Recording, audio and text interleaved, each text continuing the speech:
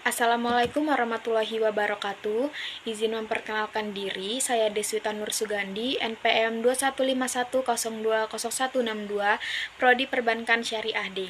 Di sini saya akan menyelesaikan tugas Qiraatul Quran dengan dosen pengampu, Ibu Diah Mukminatul Hashimin, ME.Sc. Berdasarkan analisa jurnal yang saya review, data tentang tanda wakaf lazim dalam Al-Quran didapat hasil sebagai berikut. Al-Quran adalah kitab suci yang diturunkan oleh Subhanahu wa Ta'ala kepada Rasul Shallallahu Alaihi Wasallam untuk membawa manusia dari tempat yang gelap menuju cahaya, serta membimbing manusia menuju jalan yang lurus.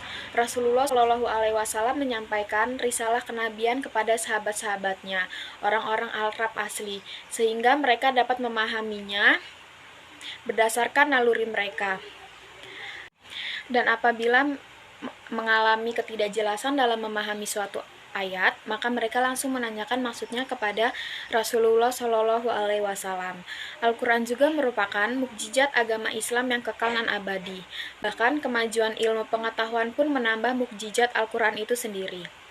Allah Subhanahu wa Ta'ala menurunkan Al-Quran tidak lain sebagai pedoman bagi hamba-hambanya, supaya mereka dapat mentadabusrinya serta mengamalkan dan mengimaninya. Ayat-ayat yang terkandung di dalam baik muhkam atau mutasyabihat. Semua itu untuk kebahagiaan mereka di dunia dan menjadi orang-orang yang beruntung di akhirat kelak.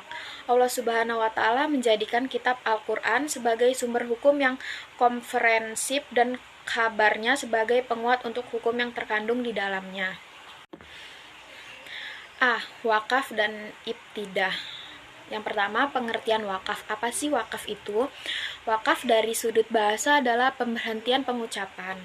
Sementara itu, dari sudut istilah tajwid, wakaf adalah penghentian bacaan sejenak dengan memutuskan suara di akhir perkataan untuk bernapas dengan niat ingin menyambungkan kembali bacaan. Yang B, ibtidah. Ibtidah mempunyai akar kata dari ba'da yang artinya memulai, sedangkan menurut istilah dalam Qur'ah adalah memulai membaca Al-Quran, baik memulai dari awal maupun melanjutkan kembali bacaan. Yang kedua, urgensi wakaf dan ibtidah. Ibarat membaca Al-Quran adalah seorang musafir dalam sebuah perjalanan, maka wakaf adalah tempat peristirahatannya. Menurut Abu Amar Ad-Dani, wakaf dan ibtidah merupakan bagian penting yang harus diketahui pembaca Al-Quran agar berhenti pada tempat-tempat yang telah dirumuskan oleh ahli qiraat dengan tujuan terjaganya makna, serta memulai bacaan pada tempat tertentu agar tidak merusak maknanya. Ibnu Al-Anbari mengatakan, merupakan kesempurnaan dari mengetahui Al-Quran adalah memahami wakaf dan ibtidah, karena tidak seorang pun yang memahami makna Al-Quran kecuali menguasai juga ilmu fawasil atau wakaf dan ibtidah. Hal ini menunjukkan akan kewajiban seseorang untuk mempelajari dan mengajarkannya. Yang ketiga, perkembangan wakaf dan ibtidah. Para sahabat belajar wakaf dan ibtidah langsung dari Rasulullah Shallallahu Alaihi Wasallam.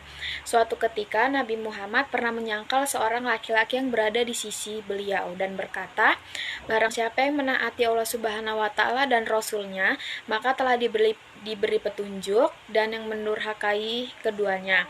Kemudian dia berhenti pada kata yang tidak tepat.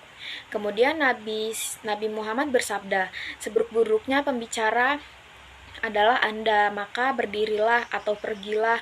Sebaiknya Anda melanjutkannya dengan berkata, barang siapa yang mendurhakainya keduanya maka telah tersesat.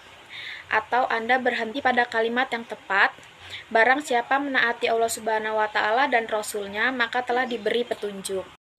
Yang keempat adalah klasifikasi wakaf dan ibtidah. Yang pertama, klasifikasi wakaf. Wakaf terbagi menjadi 4, yaitu yang pertama wakaf iktibari, yang kedua wakaf itibzari, yang ketiga wakaf itihirari, yang keempat wakaf ikhtiari. Menurut ulama, wakaf ikhtiari terbagi menjadi 5 tingkatan. Yang pertama wakaf tam, yang kedua wakaf wakaf, yang ketiga wakaf hasan, yang keempat wakaf qobin, yang kelima wakaf akbah. B. Klasifikasi ibtidah. Adapun klasifikasi ibtidah berbeda dengan pengklasifikasian wakaf. Jika wakaf dapat diklasifikasikan berdasarkan keadaan pembaca Al-Quran dan tingkat kesempurnaan makna, maka ibtidah hanya diklasifikasikan berdasarkan tingkat kesempurnaan maknanya saja. Ia bebas menentukan pilihan dari mana ia akan memulai bacaannya. Dengan kata lain, ibtidah selalu ikhtiari. Dengan demikian, ibtidah diklasifikasikan menjadi 4 bagian yang hampir sama dengan klasifikasi wakaf ikhtiari, yaitu tam, kafi, hasan, dan qobin. Baik, segitu saja review jurnal yang dapat saya sampaikan tentang tanda wakaf lazim dalam Al-Quran. Jika ada perkataan yang tidak berkenan, mohon dimaafkan. Wabillahi taufiq wal hidayah. Wassalamualaikum warahmatullahi wabarakatuh.